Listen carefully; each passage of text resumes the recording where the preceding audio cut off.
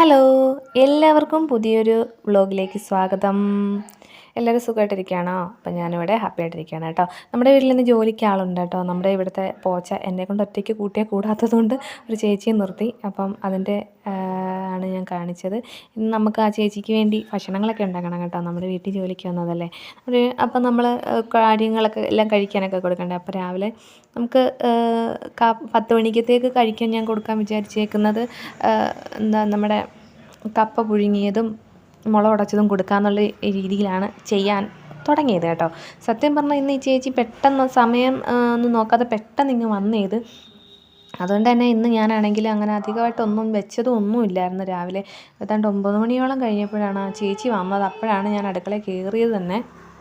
അപ്പോൾ നമുക്ക് നമ്മുടെ സ്പെഷ്യലായിട്ടുള്ള കപ്പ പുഴുങ്ങുന്നത് സ്പെഷ്യലെന്ന് പറഞ്ഞാൽ എൻ്റെ രീതിയിൽ എനിക്ക് ഇവിടെ എന്താണ് എനിക്ക് മാത്രമല്ല ഞാനിത് ഉണ്ടാക്കി കൊടുക്കുമ്പോൾ അണ്ണൻ ഇവിടെ ഇത് സ്പെഷ്യലായിട്ടാണ് തോന്നുന്നത്. അപ്പം ഞാനിങ്ങനെയാണ് പുഴുങ്ങുന്നത് കേട്ടോ. അപ്പോൾ എങ്ങനെയാണെന്ന് വെച്ച് കഴിഞ്ഞാൽ നമ്മൾ കപ്പ ആദ്യം നമ്മൾ വേവിച്ച് വെക്കണം. ഉപ്പൊക്കെ ഇട്ട് വേവിച്ച് വെച്ചിട്ട് പിന്നെ കുറച്ച് ഉള്ളി അരിഞ്ഞിട്ട് എണ്ണയ്ക്കകത്തിട്ടൊന്ന് വാട്ടിയിട്ട് കടുകും ഇട്ട് പൊട്ടിച്ച് ഉള്ളി എണ്ണയ്ക്കകത്തിട്ട് വാട്ടിയിട്ട് കുറച്ച് മഞ്ഞൾപ്പൊടിയും കുറച്ച് മുളക് പൊടി ഉപ്പ് നമ്മൾ ആവശ്യത്തിന് ഇട്ടാണല്ലോ കപ്പ വേവിക്കുന്നത്. എന്നിട്ട് അതിലേക്ക് കുറച്ച് കറിവേപ്പില ഇട്ട് പിന്നെ ദാണ്ട് നമ്മൾ ഈ പുഴുങ്ങി വെച്ചിരിക്കുന്ന കപ്പയും കൊണ്ട് ഇതിനകത്തിട്ട് നന്നായിട്ടൊന്ന് മിക്സ് ചെയ്ത് വെച്ചിരുന്ന് കഴിഞ്ഞാൽ സൂപ്പറാണ് കഴിക്കാൻ. അപ്പോൾ നമ്മൾ പ്രത്യേകിച്ച് കറിയുടെ ഒന്നും ആവശ്യം വരത്തില്ല കേട്ടോ. പിന്നെ ഞാൻ മുളക് ഉടച്ചിട്ടുണ്ടായിരുന്നു ചേച്ചിക്ക് കൊടുക്കാൻ വേണ്ടി.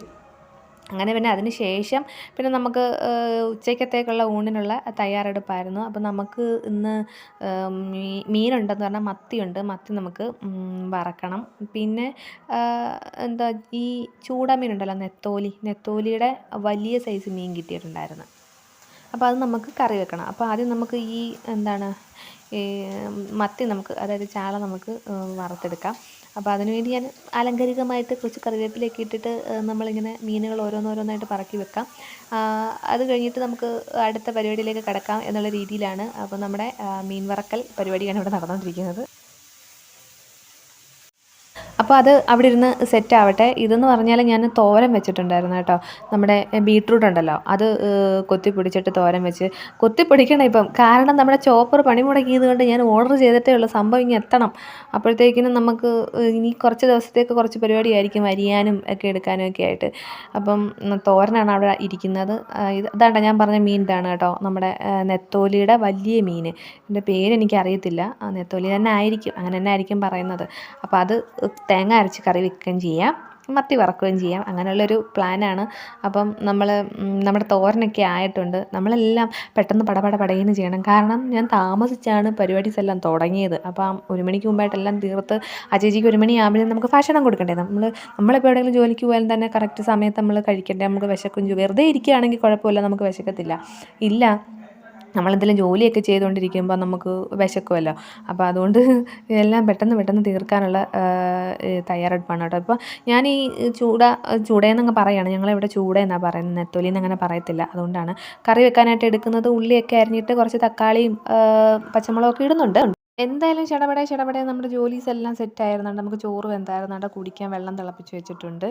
പിന്നെ ദാണ്ട നമ്മുടെ ചൂടക്കറി, തേങ്ങ അരച്ച് വെച്ച ചൂടക്കറിയുണ്ട്. പിന്നെ ഇതാണ്ട് നമ്മുടെ ബീട്രൂട്ട് തോരൻ. വെട്ടക്കുറവുണ്ടായിരിക്കും, എല്ലാവരും ഒന്ന് ക്ഷമിക്കണം കേട്ടോ. പിന്നെ മത്തി ഈ ഫ്രൈ ചെയ്തതുണ്ട്.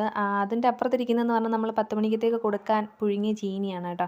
അതൊക്കെയാണ് എല്ലാം കൊടുത്തു. ആ ചേച്ചി അങ്ങനെ കഴിക്കാൻ വീഡിയോ പിടിക്കുന്നത് തന്നെ അങ്ങോട്ട് ഇഷ്ടപ്പെടുന്നില്ല കേട്ടോ.